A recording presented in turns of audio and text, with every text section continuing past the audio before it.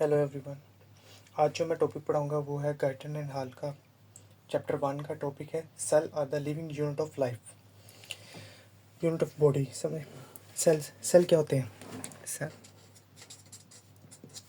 Smallest unit of life,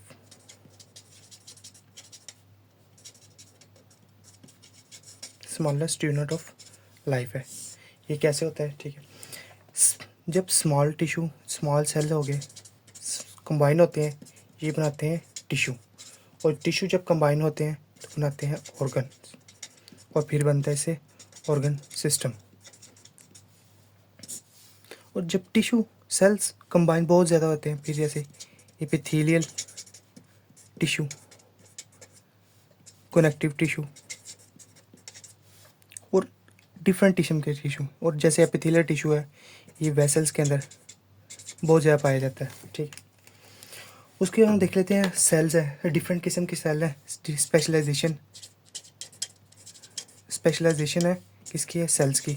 different किस्म की cell है, जैसे आरबीसी है। आरबीसी हमारी बॉडी में 25 ट्रिलियन के करीब है। ये क्या करते हैं? ऑक्सीजन ट्रांसपोर्ट करते हैं। अब हम देख लेते हैं, जैसे हो गए न्यूरॉन्स। जैसे न्यूरॉन हमारे सेल है, ये न्यूरॉन्स क्या करते हैं? ये कनेक्शन करते हैं। क्या करते हैं? सिग्नल कनेक्शन करते हैं, सिग्नल ट्रांसफर्स करते हैं, सिग्नल भेजते हैं बॉडी के अंदर। और जैसे देख लेते हैं हम मसल सेल्स हो गए, मसल्स हो गए, ये कॉन्ट्रैक्शन कराते हैं हमारे मसल्स को। जैसे इम्यून सेल हो गए,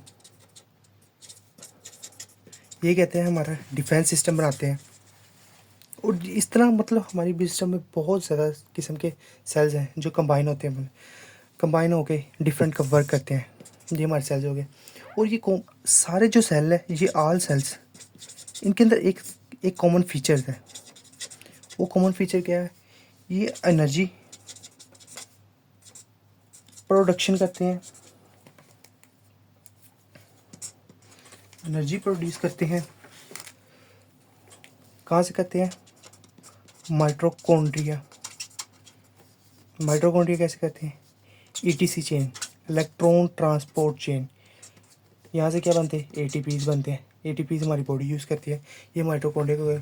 उसके बाद ये डिफरेंट किस्म के केमिकल रिएक्शंस होते हैं, जैसे कि ग्लाइकोलाइसिस, ग्लूकोज का ब्रेकडाउन होना, करब साइकिल्स, ये सारे डिफरेंट किस्म के रिएक्शन होते हैं। इसके अंदर बनते हैं हमारे एटीपीज बनते हैं, एनर्जी बनती है। और ये प्रोड्यूस करते हैं, प्रोडक्शन करते हैं, रिप्रोडक्शन करते हैं।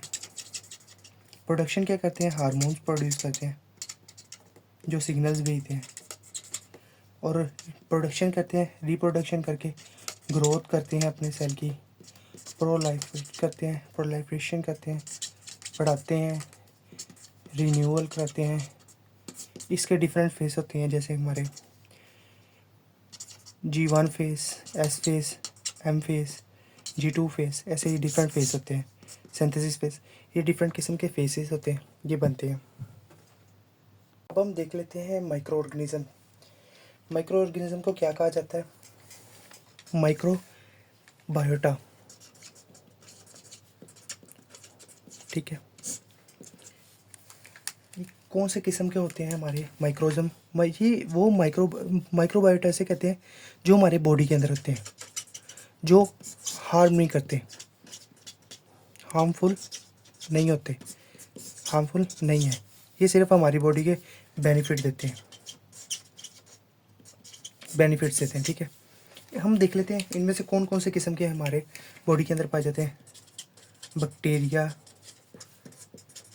फंजाई हो गया, वायरसेस, प्रोटोजोआ, इस तरह के हमारे डिफरेंट किस्म के पाए जाते हैं।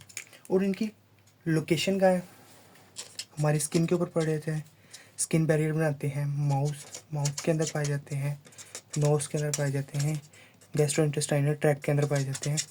ये डिफरेंट प्लेसेस पे जाए पाए जाते हैं, और इनका डिफरेंट वर्क होता है। और कितने होते हैं ये और देख लेते हैं।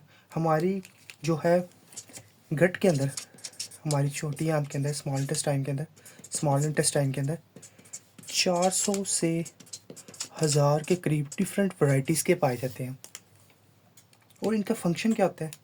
इनका फंक्शन होता है डाइजेशन करना। ये करते हैं ब्रेक डाउन फूड। जब ब्रेक डाउन फूड होते हैं, इसके अंदर विटामिन के, विटामिन बी, ये जैसे विटामिन है ना, ये प्रोड्यूस होते हैं जो हमारी बॉडी के लिए बहुत ज़रूरी होते हैं। ये इम्यूनिटी कायम करते हैं। कैसे करते हैं? ये जो हमारे बाहर के होते हैं, जैसे ये सर्विलेंस का काम करते हैं। बाहर से जैसे कोई बैक्टीरिया आया तो उसे किल करते हैं। कौन करते हैं? माइक्रोबायोटा ये किल करता है, बाहर वाले जो गैर आते हैं उनको मारता है। उसके अलावा ये न्यूट्रिशन में बहुत अहम किरदार है। क्या करता है? अब्जॉर्प्शन करता है, एड अब्जॉर्प्शन। मेटाबॉलिज्म करता है। कैसे अब्जॉर्प्शन करता है? ये जब ब्रेक डाउन करता है, माइक्रोबायोटा ब्रेक डाउन करता है न्यूट्रिशन की। जब न्यूट्रिशन ब्रेक डाउन होती है फिर ये ऑब्जर्व होती है। ऑब्जर्व के लिए गट के अंदर से पास को आउट कराता है। उसके बाद ये ब्लड ब्रेन बैरियर, ये बैरियर भी एक किस्म का बैरियर प्रोटेक्शन है। ये फॉरनर जो बैक्टीरिया आते हैं, फॉरनर बैक्टीरिया,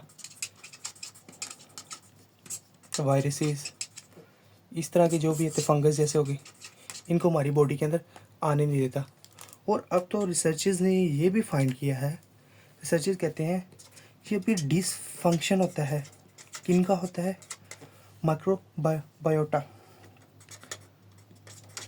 माइक्रोबायोटा जब ये डिसफंक्शन होते हैं, काम नहीं करते, तो इससे ओबेसिटी बढ़ जाती है।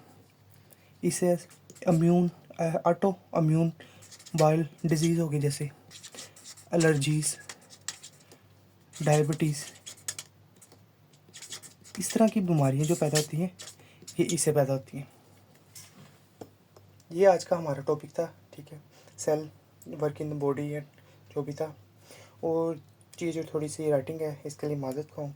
और ये मैंने आपको पहला टॉपिक समझा दिया है गाइड एंड हॉल का।